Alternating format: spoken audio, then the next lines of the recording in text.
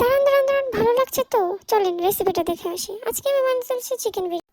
এর জন্য আমি নিয়ে নিয়েছি পরিমাণ মতো চিকেন। বিরিয়ানি মশলা বানানোর জন্য আমি নিয়েছি শুকনো মরিচ, ধনিয়া, জিরা, এলাচ, দারচিনি, সব কাট মশলাগুলো নিয়ে আমি এগুলো ভেজে নেবো আগে।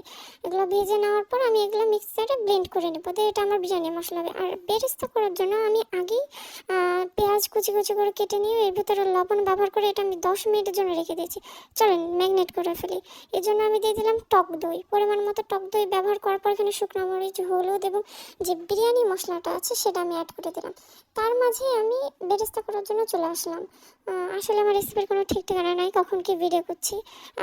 লবণের দেওয়ার ফলে এখানে পানি বের হবে অনেক, ওইগুলো আমরা হাত দিয়ে ফেলে ফেলে আমি বেরেস্তা করে নেব। লবণ দেওয়ার ফলে এটা অনেক ক্রিস্পি হয় এবং খেতে অনেক ভালো হয়। অনেকের বেরেস্তা ক্রিস্পি হয় না, এটার ফলে ক্রিস্পি হয়। এই তো চলে আসলাম আবার ম্যাগনেটে। এখানে দিয়ে দিলাম আদা রসুন বাটা। এরপর এটাকে ভালো মতো, এর উপর আমি দিয়ে দেবো কাঁচামরিচ বাটা, এটার ফলে টেস্টটা অনেক ভালো আসে। তারপরে আমি আবার বেরেস্তাতে চলে এসেছিলাম, দিয়ে আবার ম্যাগনেটে চলে এসে কখন কী করছি কিছু ঠিক ঠিকানা নাই। ভালো মতো মাখিয়ে আমি এটা 1 ঘন্টার জন্য রেখে দেবো। এই তো আমার বেরেস্তা হয়ে গেছে, দেখতেই পাচ্ছেন কত সুন্দর হয়েছে।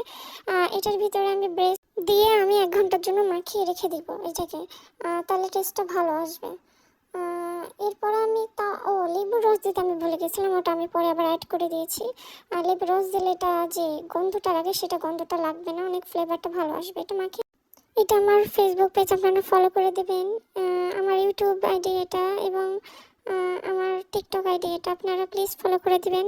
ভালো ভালো কন্টেন্ট বানানোর চেষ্টা করছি, আপনারা লাইক দিবেন এবং ফলো করে দেবেন। এই তো আমি কালকে প্যানকেকের রেসিপি আপলোড করেছি, তার আগে ব্রাউনির, আপনারা প্লিজ ওগুলাতে লাইক দিয়ে দেবেন এবং দেখবেন ভালো লাগলে। এখানে আমি মাংসগুলোকে রান্নার জন্য বসিয়ে দিয়েছি। এখানে আমি টেম্পারেচার দিয়েছি 1200 এবং 5 মিনিট কষানোর পর আমি এর ভিতরে আলু দিয়ে দিয়েছি এবং এটাকে সিদ্ধ হতে দিয়ে দিয়েছি। এরপর আমি চাল ভিজে রেখেছিলাম 10 মিনিট, আমি দেখাতে ভুলে গেছি। চালগুলোকে আমি এখন লবণ, এলাচ এবং তেজপাতা দিয়ে পানিটাকে ভালো করে ফুটিয়ে নিয়ে ওর ভিতরে চাল দিয়ে আমি 80% সিদ্ধ করে নেব। এই তো আমার মাংস প্রায় হয়ে গেছে।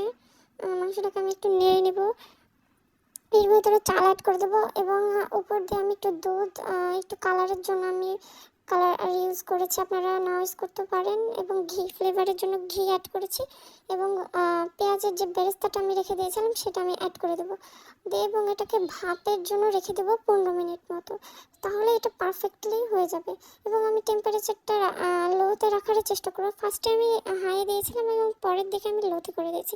বিরিয়ানির যে মশলাটা আছে উপর দিয়ে একটু ছিটিয়ে দিলে ওটা টেস্টটা, ফ্লেভারটা ভালো আসবে, আপনারা ছিটিয়ে দিতে পারেন। এর আগের রেসিপিগুলোর থেকে আজকের বিরিয়ানি রেসিপিটা আসলে অনেক টেস্টি হয়েছে, আপনারা ট্রাই করতে পারেন। এই তো আমি বসে গেছি, আমি একটু ড্রামা দেখছিলাম এবং এনজয় করছিলাম। প্রথমে আলু, একটু পেঁয়াজ, একটু স্যালাড, শসার মাংসের সাথে নিয়ে ফ্লেভারটাই আলাদা, আসলে অনেক মজা, আপনারা ট্রাই করতে পারেন। আমার কাছে তো ভালো লেগেছে। আপনাদের কাছে ভিডিওটা ভালো লাগলে অবশ্যই ফলো করবেন, ইউটিউব আইডি থেকে দেখলে ইউটিউব সাবস্ক্রাইব করে দেবেন। ভালো থাকেন guys, bye. Please like and follow Coral.